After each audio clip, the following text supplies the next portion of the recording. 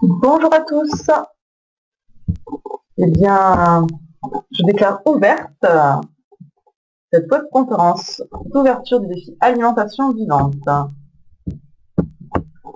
Alors, on va attendre un petit peu les participants à la webconférence. Donc, bienvenue à tous ceux qui sont déjà présents. Est-ce que vous m'entendez bien? Je ne sais pas si vous connaissez un petit peu ce logiciel. On va déjà voir si tout se passe bien, si vous m'entendez, si vous voyez le partage d'écran. Bonjour aux nouveaux arrivants. Nous allons démarrer. Apparemment, vous m'entendez bien. Le partage d'écran est bien activé. Je vérifie. Apparemment, j'ai un panneau de questions quelque part et j'ai du mal à y accéder. Je pense que c'est bon. Je pense que je suis bien là. Donc, eh bien, c'est parti pour cette webconférence d'ouverture. Je suis très heureuse de vous accueillir. C'est le premier jour de ce défi Alimentation Vivante, la première édition. C'est un grand événement à organiser. L'objectif est très très grand. Donc voilà, c'est la première année, première édition. Donc au début, cet événement va être peut-être un peu plus petit. En tout cas, l'association Plus de Cru qui organise cet événement fait son maximum pour vous faire profiter de tout ce qu'elle peut autour de l'alimentation vivante pour que vous puissiez vivre au mieux cet événement. Allez, donc nous allons démarrer par... Alors, comment... J'enseigne les activités, voilà, c'est bon. On y arrive. Donc le sommaire, nous allons voir dans cette conférence une présentation de l'événement, les différentes façons de manger cru et vivant, augmenter et optimiser votre apport en nutriments, et quels peuvent être les effets sur votre corps d'augmenter votre apport en nutriments.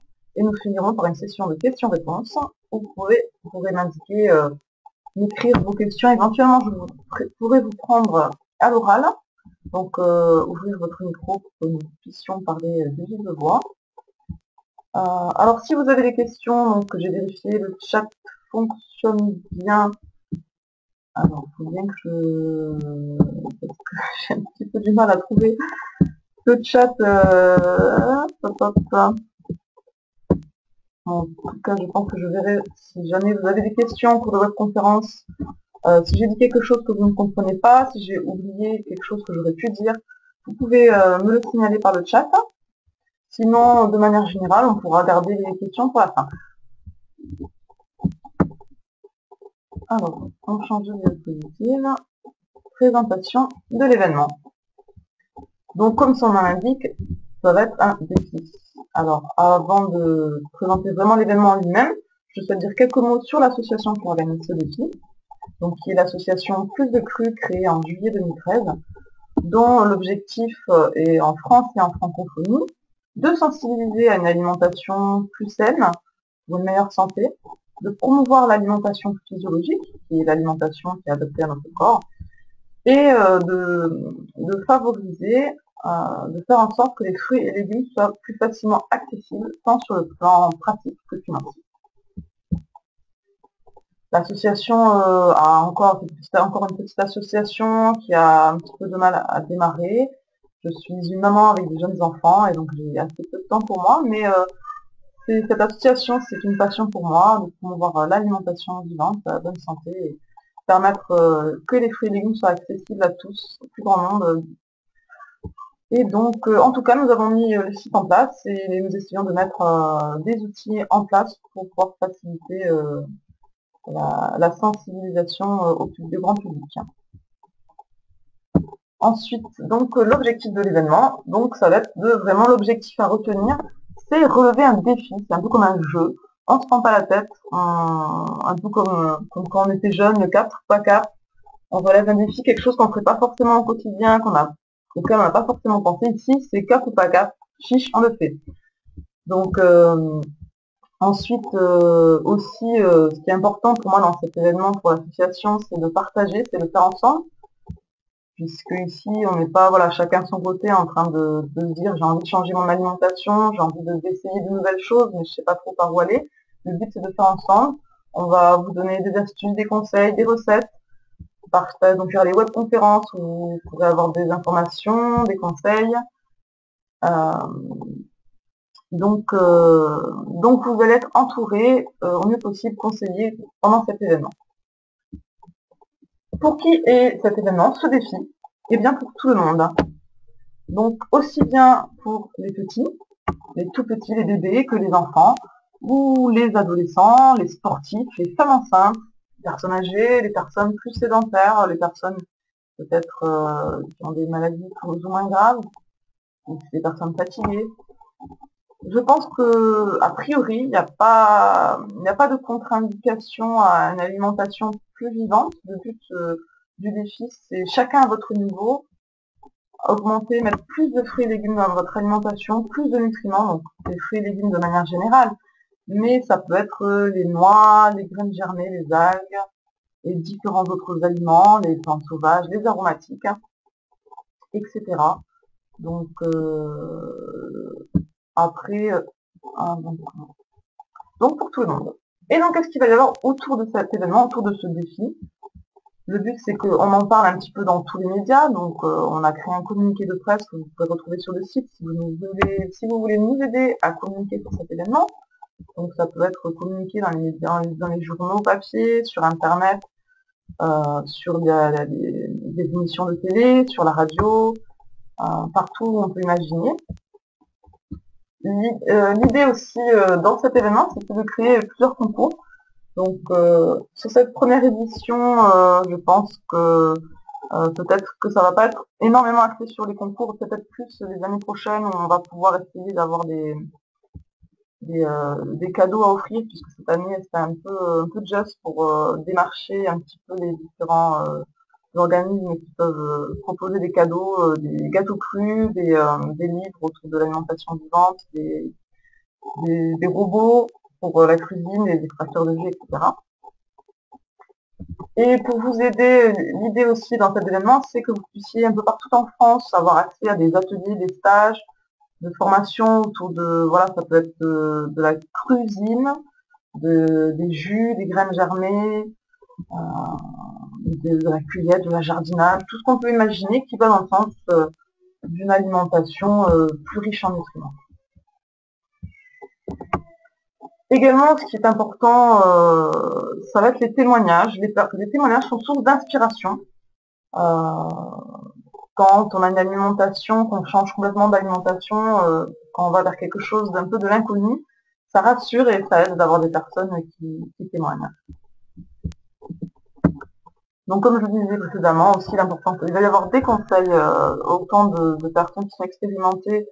Le but, ça va être que vous échangiez entre vous aussi. N'hésitez pas à partager. On mettra en place un groupe Facebook. Et puis sur le site, dans la partie commentaires, échanger vos repas, ce que vous avez mangé dans la journée, vos difficultés, au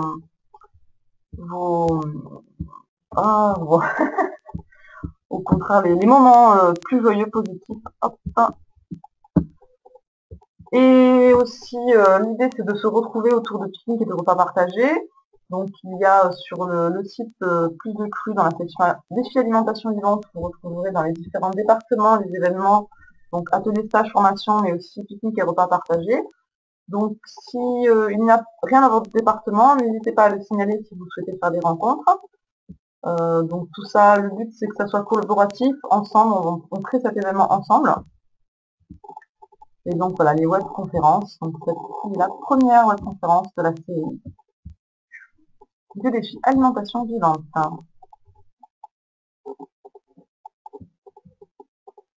Donc le défi, est-ce que j'ai bien expliqué l'objectif du défi? L'objectif du défi, donc on avait dit, c'est vraiment relever un défi, partager avec les autres. Et c'est vraiment l'objectif, c'est augmenter son apport en nutriments. Manger de manière vivante, on verra un peu plus tard ce qu'on peut appeler alimentation vivante. Augmenter son apport en nutriments par les fruits, les légumes et autres. Donc j'espère que voilà, j'ai un petit peu parcouru ce qu'il va y avoir autour de ce défi, ce que c'est ce défi. Est-ce que déjà autour de ça, est-ce que vous avez des questions?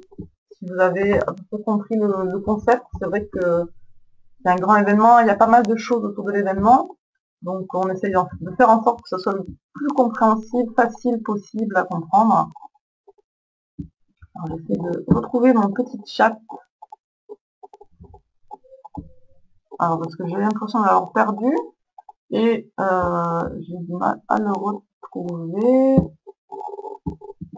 Mon petit chat. Alors, je comprends pas. C'est pas la première fois que j'ai un petit difficulté avec le chat. Alors, je comprends pas. Donc, je vais continuer. Et puis je retrouverai bien à un moment donné le chat. Tac, tac. Alors, le chat. Non, je pense pas que ce soit ça. Donc, je pense que je verrai. On va continuer. Donc, augmenter son apport en nutriments, manger donc plus vivant, plus de crus, des fruits et légumes crus, et des fruits et légumes de manière, même si un peu cuit vapeur, déjà ça sera toujours des nutriments en plus par rapport à certaines choses. Donc, comment mettre plus de nutriments, comment manger plus cru, comment manger plus vivant. Nous allons voir différentes façons de manger cru et vivant, parce qu'il n'y a pas une seule façon finalement. Il y a différentes façons de manger cru et vivant. Donc, bon, déjà, qui dit nutriments, dit on pense à manger cru, puisque dès qu'il y a cuisson, on va détruire les nutriments. Donc, différentes façons de manger cru et vivant, bah, ça va être manger 100% cru ou non. Donc déjà, dans les différentes façons de manger, chaque personne a une part de cru dans son alimentation qui est différente. Donc, il y en a certains qui sont peut-être à 0% d'aliments crus dans leur alimentation, et d'autres qui peuvent peut-être sont à 100%, et entre les deux, il y a différents degrés. Donc déjà, à ce niveau-là, on est totalement tous différents. Ensuite, dans la façon de manger cru, on pouvait, certains mangent des graines germées, d'autres non. On pouvait introduire des jus, des algues, des plantes sauvages.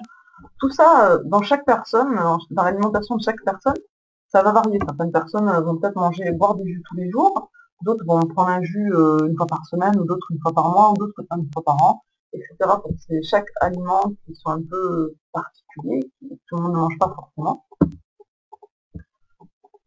Manger cru, on peut manger nature, donc par exemple, manger des fruits et légumes à la croque, sans découper, préparer une salade de fruits ou une salade de crudités. On peut manger donc nature, 100% nature tout le temps, pendant plusieurs jours, plusieurs mois. Certaines personnes mangent de manière crue et nature, sont crudivores et mangent de façon nature, c'est leur mode de vie, leur alimentation.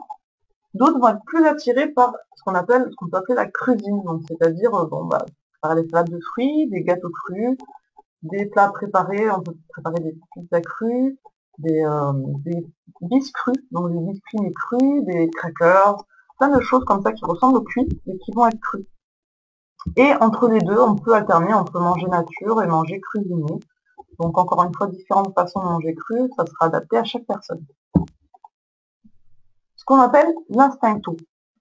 Donc en fonction de chaque personne, toujours, on peut manger plus ou moins de façon instincto, donc c'est-à-dire à l'écoute de ce dont notre corps a besoin. Donc ça marche qu'avec les aliments naturels, puisque bien sûr les aliments industriels avec des additifs et du sucre, tout ça, l'attrait qu'on a par rapport à ça, ça va pas être naturel du tout.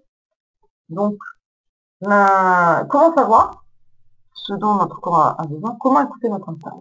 Et tout simplement, par exemple, en mettant quelques fruits ou quelques légumes devant nous. Déjà, à l'odeur, on peut sentir, parfois ça nous arrive à certains moments, l'odeur d'un fruit en particulier ou d'un légume qui va nous attirer. Alors ça veut dire que notre corps a besoin en particulier de cet aliment-là, que dans cet aliment, il y a les nutriments que notre corps a le plus besoin. Et ensuite, il va y avoir le goût. Le goût peut varier. Un jour, on peut, par exemple, sur les bananes, par exemple, un jour, on peut, en mangeant des bananes, le goût, c'est des bananes, rien de particulier. Et puis, pendant plusieurs jours, pendant plusieurs semaines, on va pas manger de bananes. Et un jour, on va remanger des bananes. Tout d'un coup, le goût va être vraiment super bon, sucré, parfumé, ça va être vraiment génial. Mais tout simplement parce que les nutriments qu'il y avait là, qu'il y a dans la banane, pendant plusieurs jours, on n'a pas mangé de banane, et bien, on a consommé ces nutriments et notre corps a besoin de ces nutriments-là et il va, au niveau du goût, on va avoir une attirance. Donc, on peut manger de cette façon-là à l'instinct. Donc, manger ce dont on a besoin. Ensuite, donc c'est comme dans le cuit. Chaque personne mange différemment. Il y en a qui sont plus fast-food, d'autres plus la préparer. Il y en a qui mangent plus de légumes, d'autres moins de légumes. Ici, dans le cuit, c'est pareil. Il y en a qui vont manger surtout des fruits, qui vont adorer manger beaucoup de fruits. D'autres qui sont plus sur les légumes, puis d'autres qui sont 50-50. Les oléagineux, pareil. Donc amandes, noisettes, noix de cajou, noix de pécan, etc. Certaines personnes n'en mangent pas ou très peu, d'autres en mangent beaucoup plus. Au niveau des combinaisons alimentaires, également, on peut être plus ou moins attentif à celle-ci. Donc, par exemple, pour les personnes qui mangent nature, en général, on ne fait pas vraiment de combinaison alimentaire, mais on pourrait y faire attention également aussi. C'est plus au niveau de la cuisine, en fait, où il va falloir faire attention aux combinaisons alimentaires. Dans la cuisine, on va mélanger plus ou moins beaucoup d'ingrédients. Donc ça va être en fonction de chaque personne également. On va plus ou moins prêter attention aux combinaisons alimentaires. Également manger bio ou pas spécialement bio. Il y a également ce qu'on appelle le jeûne matinal, donc c'est-à-dire le matin de ne pas manger. On boit de l'eau mais on ne mange pas. Et de respecter ou non des horaires. Donc on peut manger à horaire fixe ou pas spécialement manger quand on a faim, quand on sent que notre corps il a besoin de manger. Donc il y a des jours où on peut très bien ne pas avoir envie de beaucoup manger, puis des jours où nos besoins sont plus importants et à ce moment-là, on va manger beaucoup plus, faire peut-être plus de repas dans la journée. Autre façon de manger cru et vivant, donc ça peut être aussi dans les personnes qui mangent cuit, ça de calculer les calories. Certaines personnes calculent les calories, pourquoi pas, ça peut aider. D'autres ne les calculent pas. Et puis voilà, on pourrait comme ça imaginer à l'infini plein de choses. Donc, il faut vraiment se dire qu'il n'y a pas une façon de manger cru, il y a vraiment autant de façons de manger cru et vivant qu'il y a de personnes. Un peu comme le cul.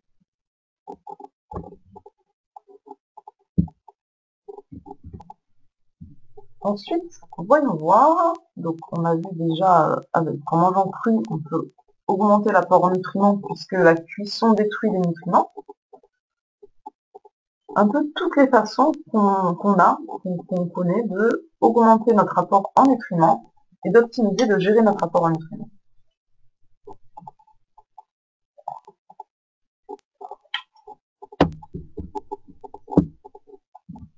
Donc le cru, c'est c'est-à-dire qu'on peut utiliser des techniques pour réchauffer un petit peu les aliments, ou des techniques de ce qu'on appelle de déshydratation, de séchage, où on va faire évaporer l'eau de l'aliment, mais il faut que la température soit inférieure à 41 degrés pour qu'on reste dans le cru, puisqu'au-delà, après ça dépend des nutriments, des enzymes, de certaines vitamines, la destruction a lieu à des températures différentes. Certains sont plus sensibles à la chaleur que d'autres. Donc, globalement, selon les sources, il faut que ça soit inférieur, la température inférieure à 41 à 45 degrés.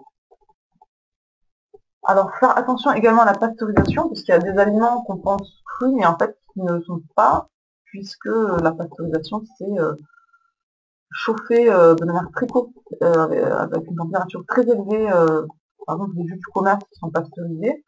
Donc finalement, si vous coupez un jus frais qui n'est pas pasteurisé, vous verrez au goût c'est complètement différent. Et donc la pasteurisation détruit malheureusement les nutriments. Mais voilà, si vous avez l'habitude de boire des sodas qui sont pleins de sucre additif et qu'à la place vous prenez des jus de fruits pasteurisés mais sans sucre, sans additif, ça sera toujours plus bénéfique. Voilà, c'est ce qu'il faut voir. Donc voilà, le cru, première source, on va trouver des nutriments. Et le bio, les études qui le montrent, on le sait que dans le bio, de manière générale, en moyenne, il y a plus, les aliments en bio sont plus riches en nutriments que les aliments non bio. Les aliments proches de la récolte, un aliment que l'on vient juste de récolter, de cueillir, et va être à son plein potentiel, riche à son plein potentiel et mûr également. Ah, j'ai pas ajouté, mais il faudrait que je le rajoute. Mûr à maturité, puisque quand le fruit, le légume n'est pas mûr, n'est pas à maturité, les nutriments ne sont pas à leur plein potentiel dans cet aliment. Donc plus vous allez récolter un aliment mûr, plus il va être riche en nutriments. Et donc au moment où vous allez récolter, il est à son maximum de nutriments, et puis au fur et à mesure du temps, les nutriments vont disparaître. Avec le temps, il va y avoir de l'oxydation, les nutriments vont disparaître. Donc, plus vous allez manger un aliment proche de sa récolte, plus il va être riche en nutriments. Donc, favoriser, dans ce défi, essayez de favoriser les aliments qui viennent juste d'être récoltés, donc les producteurs locaux notamment. Dans les variétés anciennes également, les variétés anciennes sont beaucoup plus riches en nutriments. Les variétés d'aujourd'hui sont des variétés qui ont été, il y a eu des croisements pour favoriser la production, qui est plus facile, la production facile. Les variétés d'aujourd'hui, c'est hallucinant par rapport aux variétés anciennes. Par exemple, j'ai vu un article où il disait que les pommes d'aujourd'hui ont 100 fois moins de nutriments que dans les pommes d'il y a 50 ans. Donc les aliments d'aujourd'hui sont énormément dénutris en fait, on manque de nutriments. Et donc dans les variétés anciennes, donc vous pouvez acheter, je crois que Cocopelli fournit des graines anciennes, des semences. Donc c'est une association à but non lucratif qui a pour but de préserver les semences et la diversité. Donc Cocopelli propose des variétés anciennes. Également, une chose à laquelle on ne pense pas forcément, c'est la qualité du sol dans lequel a poussé ces fruits et légumes. Puisque, en fait, avec l'agriculture intensive, le labour, etc., les sols se dénutrient, s'appauvrissent en nutriments. Et il y a des techniques aujourd'hui, on connaît des techniques qui permettent de réenrichir le sol en nutriments, de le régénérer. Donc il y a Claude Bourguignon et Lydia, sa femme, qui, je ne sais plus leur association, qui luttent pour réenrichir les sols. Alors, on peut parler de permaculture qui permet de réenrichir les sols, le DRF, broyat rameaux fragmentés. Donc, je ne suis pas énormément penchée là-dessus, mais de ce que j'en ai compris, en gros, c'est des branches qu'on va broyer, du bois qu'on broie et qu'on met sur le sol. Ça va permettre de protéger le sol et la faune. Les petits insectes, tous les insectes vont se nourrir de ça et ça va créer de l'humus, en fait, l'humus qu'on retrouve dans les forêts, qui va réenrichir le sol. La rotation également des cultures va permettre au sol de se reposer un petit peu et que ce ne soit pas toujours les mêmes fruits et légumes qui poussent sur ce sol-là, et donc que le sol se repose un petit peu. Qu'est-ce qu'il y a d'autre? Alors, des aliments en particulier qui vont nous permettre d'avoir un apport en nutriments plus important que dans notre alimentation, que des fruits et légumes de manière générale. Les jus. Les jus sont particulièrement intéressants pour les personnes qui ont des intestins irrités sensibles, qui ont du mal à manger des fruits et légumes crus. Puisque dans les jus, on va retirer les fibres, c'est des fibres qui vont, en balayant les intestins, nous faire sentir cette irritation dans les intestins, ce malaise. Donc avec les jus, on peut arriver à avoir un apport intéressant en nutriments, notamment les jus verts, qui vont être très alcalinisants. Les graines germées. Les graines germées, en fait, dans une poignée de graines germées, il y a énormément de nutriments, autant que, par exemple, dans, je ne sais plus exactement les quantités, mais c'est 30 fois plus, c'est concentré 30 fois plus que, par exemple, dans un fruit ou dans un légume normal. C'est énormément, il y a beaucoup plus, les nutriments sont énormément concentrés dans les graines germées. Donc c'est pour ça qu'elles sont très intéressantes si on veut augmenter notre apport en nutriments. Et ça va nous apporter énormément d'énergie et de vitalité. Donc j'avais entendu une experte en graines germées qui racontait qu'une personne avait le soir mangé des graines germées. Une personne qui n'était pas habituée aux graines germées, elle avait mangé pas mal le soir et avait du mal à s'endormir alors que d'habitude elle dormait. Donc peut-être si vous n'êtes pas habitué, faites attention, ne pas en prendre peut-être trop d'un coup, ou peut-être pas trop le soir, plus le matin pour vous donner de l'énergie pour la journée.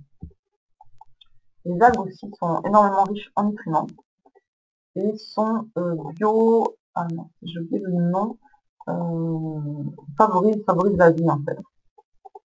Et les plantes sauvages qui sont également très riches, particulièrement riches en nutriments, que l'on peut utiliser dans des salades ou dans des jus.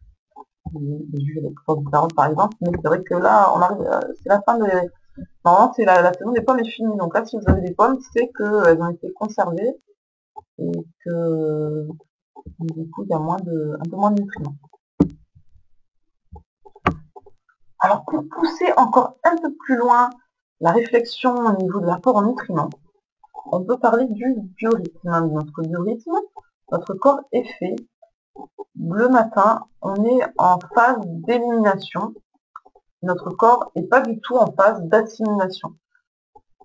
C'est-à-dire que si on mange le matin, l'assimilation ne va pas être très bonne du tout. Et en plus, on va au niveau de l'élimination, notre corps, on a besoin d'éliminer les déchets dans notre corps, donc on fonctionne à des déchets qui se créent. Donc si on mange le matin, on va bloquer cette élimination naturelle. Donc c'est un peu dommage. Donc au niveau du biorhythme, si on respecte le biorhythme de notre corps, donc c'est-à-dire plutôt manger, ça dépend de nos besoins, mais bon, c'est autour de midi, ça peut être à 10h ou à 14h en fonction de nos besoins. Autour de midi, si on mange plutôt autour de midi, et le matin boire beaucoup, il y a la sensation de fausse faim le matin quand on se lève, on a l'impression qu'on a faim. En fait, c'est une fausse faim. C'est la sensation, une sensation désagréable qu'on a de vite, manger vite, je me sens pas bien, là, je sens que j'ai besoin de manger. Ça veut dire que c'est une fausse faim. Si vous buvez bien, vous pouvez facilement boire 1 litre d'eau le matin, sur toute la matinée, ou 2 litres, ou 3 litres, certaines personnes boivent 3 litres. En tout cas, buvez vraiment de l'eau le matin, 1 litre, enfin un verre d'eau, 2-3 verres d'eau, si vous pouvez, ou attendez une demi-heure, 1 heure avant de manger si vous le pouvez.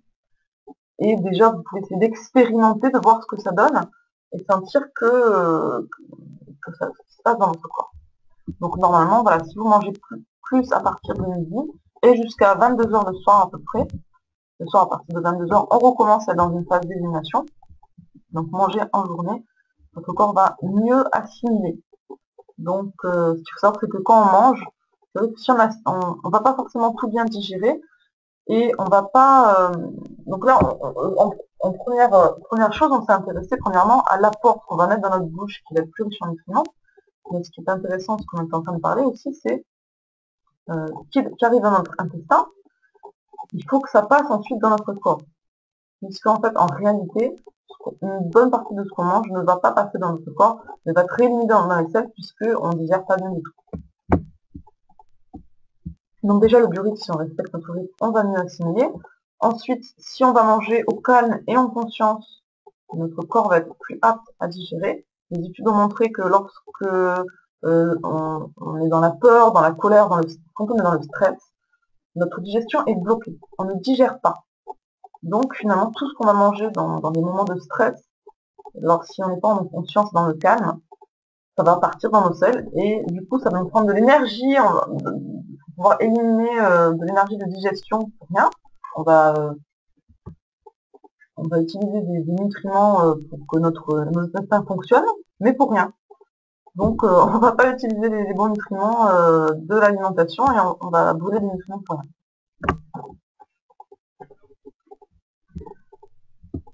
Ensuite, dans l'alimentation, ce qui est intéressant à savoir, c'est l'alimentation moderne qui est énormément basée sur les céréales, sur le blé notamment. Le blé, on ne le digère pas très bien et va s'accumuler, va créer le blé. Il y a du gluten dans le blé, qui est bien connu, et du gluten avec lui. Et en fait, ça va créer, ça va se coller à nos intestins, ces céréales, toutes ces matières qu'on ne digère pas bien, notre corps n'est pas fait pour manger certains aliments, les aliments, l'alimentation moderne, hein, juste occidentale. Tout ça va s'accumuler, il va y avoir de la matière qui s'accumule dans les intestins. Bon, je vous épargne les détails. Mais donc globalement, tout ça qui va se coller aux intestins va empêcher les nutriments de bien passer dans le corps. Donc, ce qui peut être intéressant, déjà en ayant une alimentation plus riche en fruits et légumes, ça va favoriser le nettoyage des intestins, donc favoriser l'absorption des nutriments. Ce qui peut être intéressant, c'est également de faire utiliser des plantes médicinales, des plantes sauvages qui vont favoriser le péristaltisme intestinal. Donc par exemple les épinards qui favorisent le péristaltisme, c'est-à-dire que c'est les intestins un mouvement des intestins qui vont faire avancer ce qu'il y a dans un intestin, les faire avancer vers la sortie pour éliminer, voilà. Donc intéressant les plantes médicinales, les plantes sauvages, pomme carotte qui régénère les intestins, jus de pomme carotte c'est très bien également pour les intestins. Le nettoyage des intestins, donc c'est l'irrigation colonique. Il y a deux notions différentes, excusez-moi bien. Blanc, je ne sais plus, l'irrigation et les lavements. Voilà. Donc lavement exact également, qui vont permettre de nettoyer les intestins. Donc ça nous fait finalement beaucoup de choses sur lesquelles on peut jouer pour augmenter notre rapport en nutriments. Déjà, si on joue déjà sur une seule chose, déjà si on rajoute du cru dans l'alimentation, on va augmenter notre rapport en nutriments. Si en plus on met du bio, on va augmenter l'apport en nutriments. Si on fait attention, que ce soit des fruits et légumes frais, juste, qui viennent d'être récoltés, si on mange des variétés anciennes, si ça vient d'un sol qui est riche, si nos intestins ont été nettoyés, si on mange au calme, et si on écoute notre biorhythme, alors là, votre rapport en nutriments, il va exploser, et forcément, nutriments, notre corps peut fonctionner, il a besoin de nutriments, c'est exactement la même chose qu'une voiture. Une voiture, si elle est encrassée, si on ne met pas le bon carburant, elle va pas bien fonctionner. Bah, pour nous, c'est la même chose finalement, comme pour des plantes. Une plante, si on ne lui donne pas de l'eau, si on ne lui donne pas du soleil et des bons nutriments, bah, elle va pas être en bonne santé. Alors une petite remarque également au niveau de l'acidose du corps. Donc là, je vous dis plein de choses. Chaque élément, je pourrais développer énormément. Ici, c'est vraiment pour découvrir un petit peu tout ça. L'acidose, vous avez sûrement dû en entendre parler. Notre alimentation moderne est très acidifiante par le sucre raffiné, les céréales, la viande, différentes choses. Notre alimentation est très très acidifiante. Notre corps est en acidose et cela provoque des maladies. Et le corps, pour lutter contre l'acidose, va prendre des nutriments, notamment des minéraux dans le corps, donc dans notre squelette, dans nos dents, dans nos ongles, il y a beaucoup de calcium également. Notre corps va pomper dans son propre corps, dans le squelette, etc., pour pouvoir neutraliser cette acidose. Et finalement, tous ces nutriments, tous ces minéraux, au lieu de les utiliser pour nous construire, pour être en bonne santé, on va les utiliser pour lutter contre l'acidose et on va se déminéraliser. Donc c'est intéressant également, en plus d'augmenter l'apport en nutriments, de faire attention à ne pas mettre notre corps en acidose.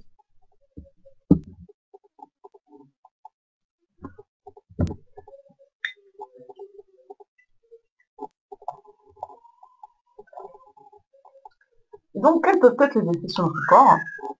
Le corps qui a été habitué à une alimentation moderne, énormément cuite, beaucoup d'additifs, comme je l'ai dit, de céréales, de sucre, de viande. Quels vont être les effets sur notre corps? D'augmenter notre apport en nutriments, comme je le disais. C'est notre carburant, on a besoin de nutriments pour fonctionner. Pour fonctionner, on n'a pas juste besoin de se remplir le ventre avec n'importe quoi, de se remplir l'estomac, on a vraiment besoin de se nourrir. Les nutriments, c'est la nutrition, c'est se nourrir les cellules véritablement. Au niveau physique, alors déjà dans un premier temps, il va y avoir, généralement quand on adopte une alimentation plus riche en fruits et légumes, il va y avoir une perte de poids. Beaucoup de personnes, on est en surpoids.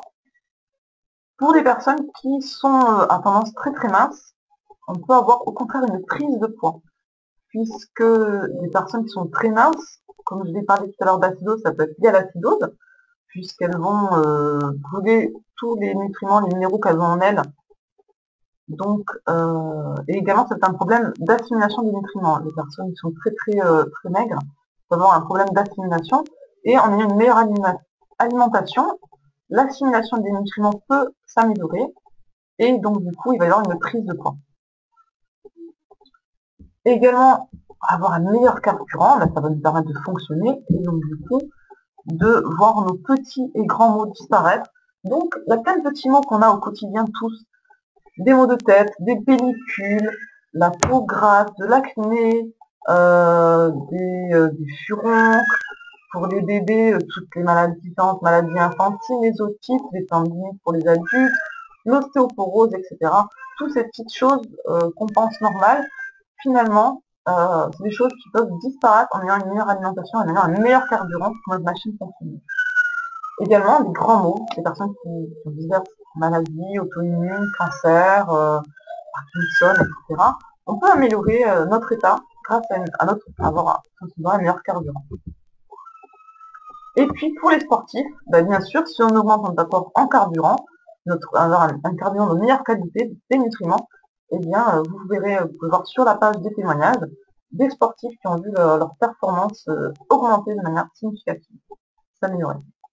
Au niveau du mental, lorsque l'on augmente notre apport en fruits et légumes, on se rend compte, on peut expérimenter, qu'on devient moins colérique, notre dépression disparaît, on est moins stressé, et notre joie augmente. Tout d'un coup, on a une clarté d'esprit, on se rend compte qu'on est dans un brouillard, on a l'esprit plus vif, et des maladies qu'on pensait psychologiques, comme par exemple, excusez-moi, il y a mon petit bébé qui est en demande. Allez, je vais essayer de continuer un petit peu. Donc voilà, les maladies soi-disant psychologiques où on donne des médicaments, on se fait enfermer. Et finalement, on se rend compte que vraiment, avec l'alimentation, il y a des témoignages là-dessus. On va continuer à mettre des témoignages sur le site.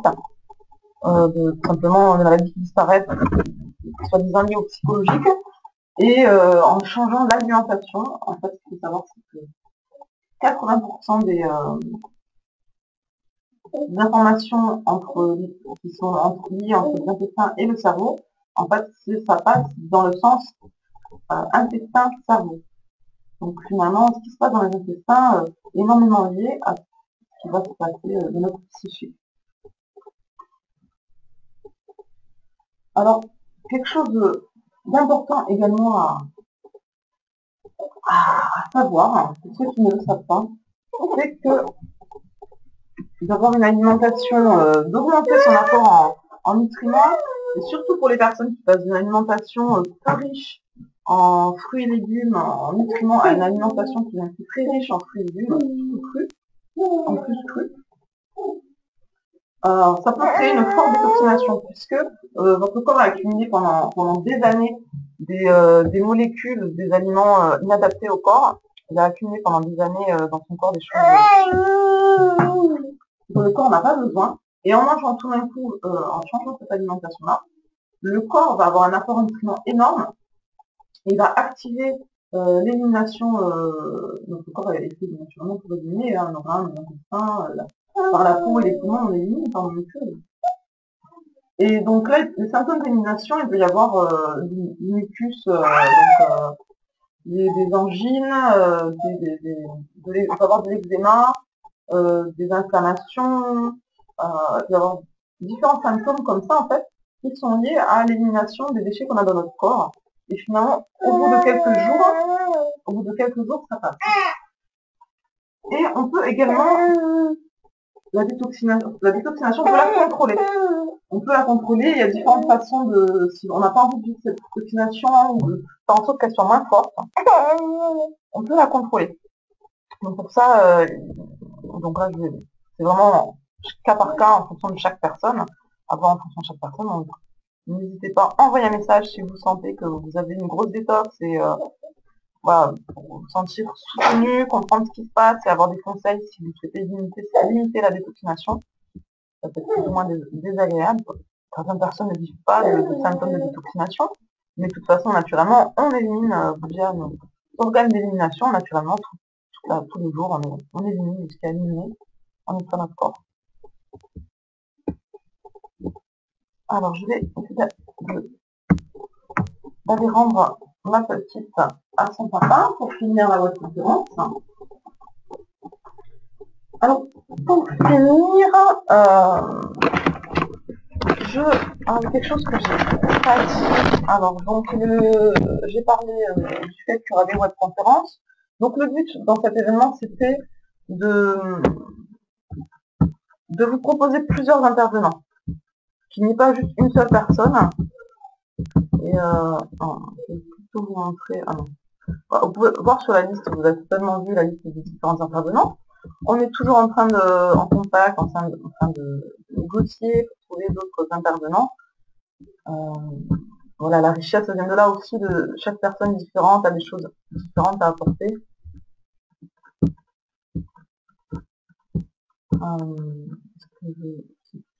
Quel élément je voulais apporter, la web conférence. Là.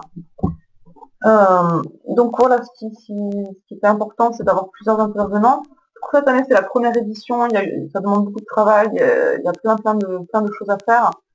Et donc, du coup, on n'a pas forcément eu le temps de programmer, de trouver suffisamment d'intervenants différents. Donc, il y aura sûrement des intervenants qui feront 2 ou 3 conférences. Le but est que dans l'année prochaine, pour la 2e édition, on ait vraiment beaucoup plus d'intervenants. Intervenants avec plein de sujets différents. Et donc du coup, là, comme on est en train d'essayer de trouver des intervenants, je voulais voir avec vous s'il y avait des sujets qui vous intéressaient en particulier, des webconférences avec des sujets que vous avez envie d'écouter.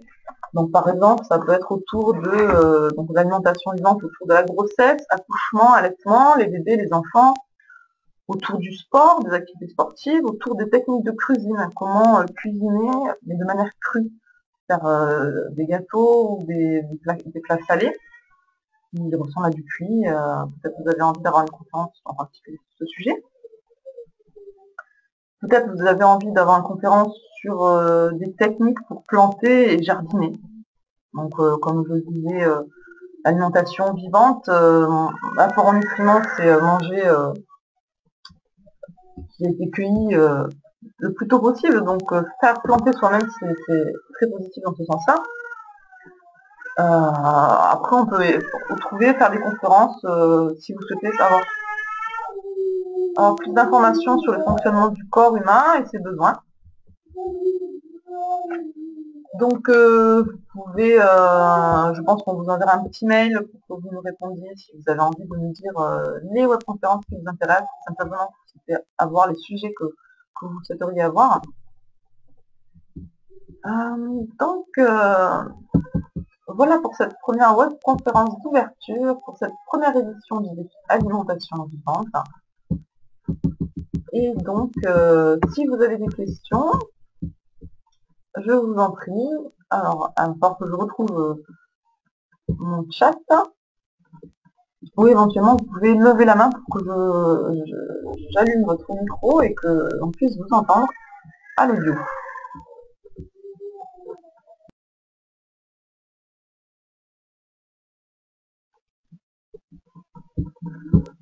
Alors, donc,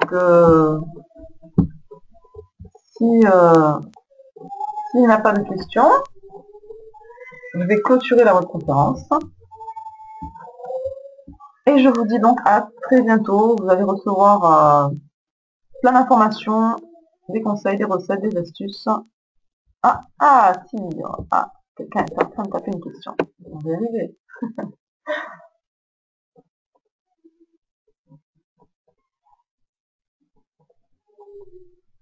Je vais un petit peu me désaltérer. Alors, bonjour et merci beaucoup pour cette très belle présentation. Je voudrais avoir votre avis sur certains aliments et je vous écoute. Alors, le gombo, qu'est-ce que c'est ça? Je sais pas, ça me dit quelque chose, mais comme ça, je vois pas ce que c'est. Le gombo. Très bien. C'est un génichon, là, okra en anglais. Je crois que j'avais jamais entendu parler. Alors, est-ce que c'est une céréale ou c'est quelque chose, c'est un génichon pour faire la cuisine?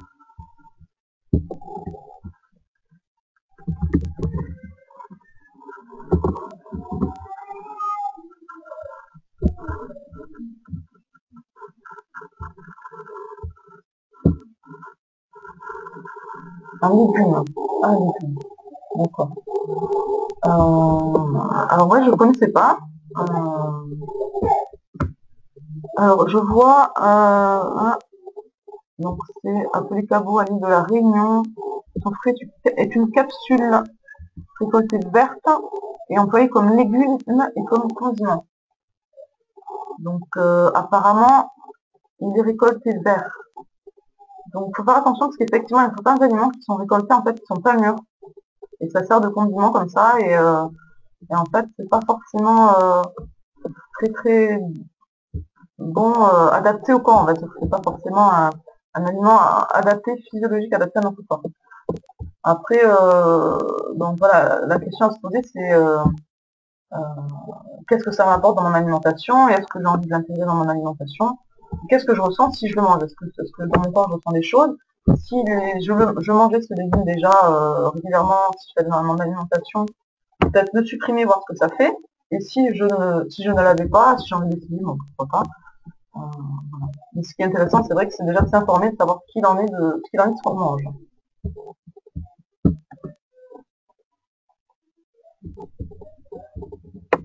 Donc voilà, j'espère que j'ai répondu à tes questions. Si vous avez d'autres questions, n'hésitez pas.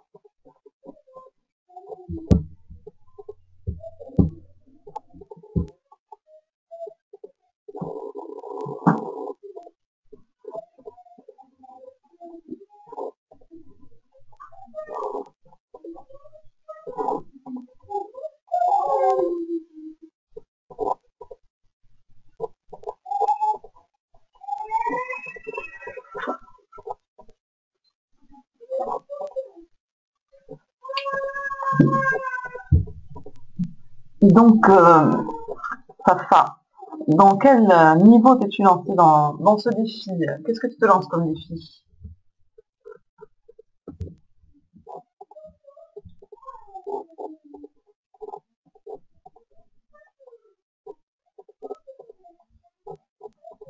D'accord.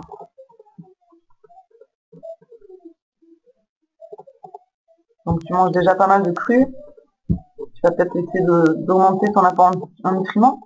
Donc me concernant, c'est vrai que moi je mange quasiment 100% cru et donc moi mon défi, ce que j'avais envie de faire, c'était parce que j'ai jamais été vraiment beaucoup attirée par les graines germées.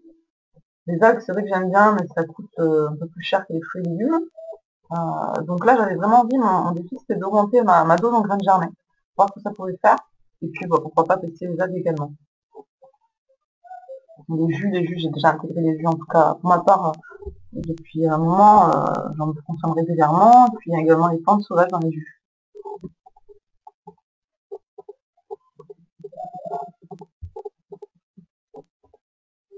Les algues. Ouais, j'ai goûté des algues fraîches il n'y a pas longtemps. Je vous donnerai le lien pour en acheter des fraîches. Et vraiment, waouh, c'est vraiment génial. Ouais, c'est ça, oui. Chez les Rivière, ouais. Biovie. Je vous recommande d'aller chez Biovie. Je mettrai des informations, c'est pas encore mis des informations. Ouais.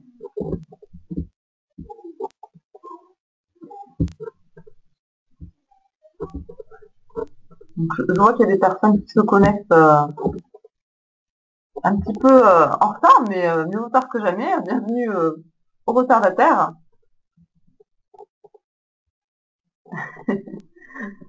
Donc Fafa qui nous dit que dès qu'elle a reçu le carton d'algues de chez Biovie, elle commençait déjà à saliver. Ah, je comprends, ouais. C'est vrai que j'ai pas commandé encore les algues de chez Biovie, là. Je les avais goûtées lors d'un repas cru dans le Tarn. Et j'aimerais, peut-être la semaine prochaine, j'en commanderai. J'en salive déjà d'avance.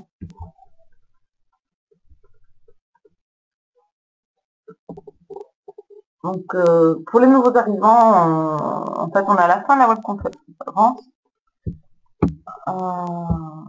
Et donc, du coup, on en est à la session de questions-réponses.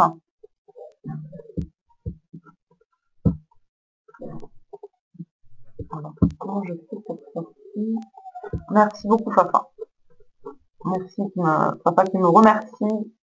En tout cas, belle présentation bien complète.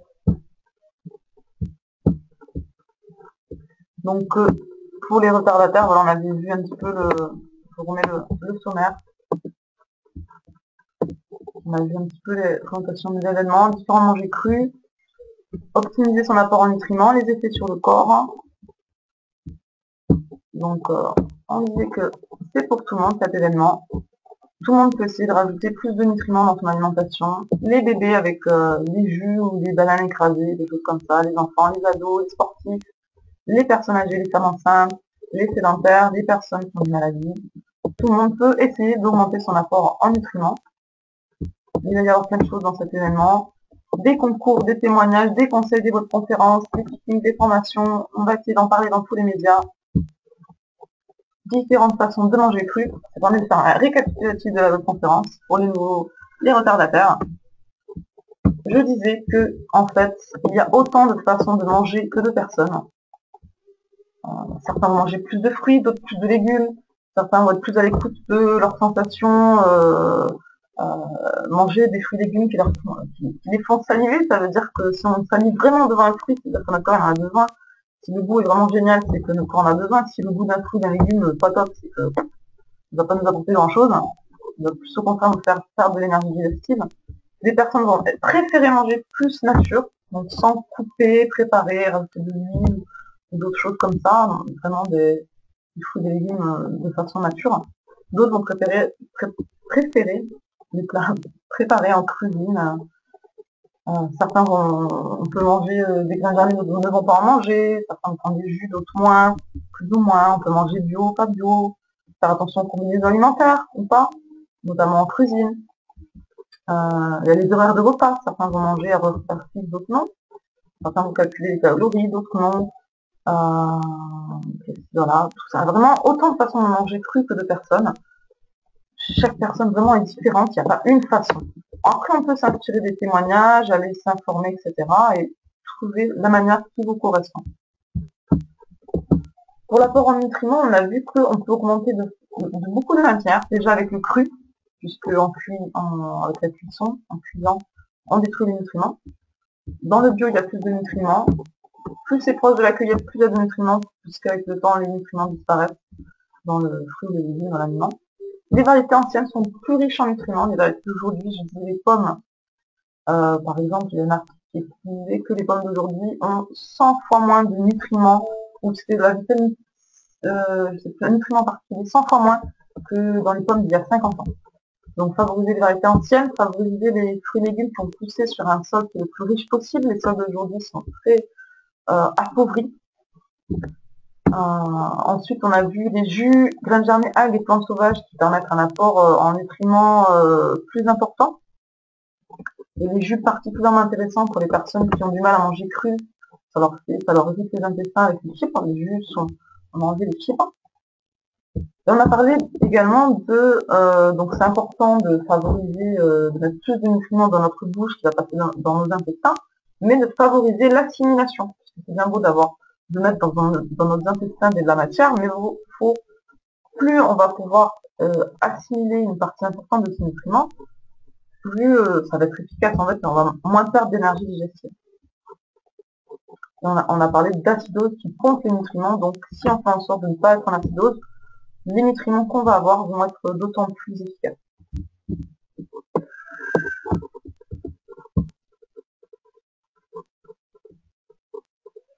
Effectivement, oui, ma batterie va bientôt. Il nous reste 13 minutes pour que je branche. En tout cas, on arrive à la fin. Si vous avez des questions, n'hésitez pas. Mon PC va bientôt s'éteindre. Et donc, on a vu pour les effets pour le corps. Et c'est davantage au niveau physique, au niveau mental. Et je fais bien plus d'avertissement au niveau de la détox. Mais vous inquiétez pas pour la détox. on peut la contrôler, ça peut s'arranger, on peut la diminuer. Donc voilà, je sens que le papa a un petit peu de difficulté à s'occuper de ma petite. Donc si j'ai pas d'autres questions, je vais vous laisser. Et donc je vous souhaite un bon défi alimentation vivante. Partagez autour de vous ce défi. Faites-vous plaisir à manger des fruits, des légumes. Prenez-le vraiment comme un jeu. Et donc, écoutez, je vous souhaite une très bonne soirée et donc à très bientôt. Au revoir.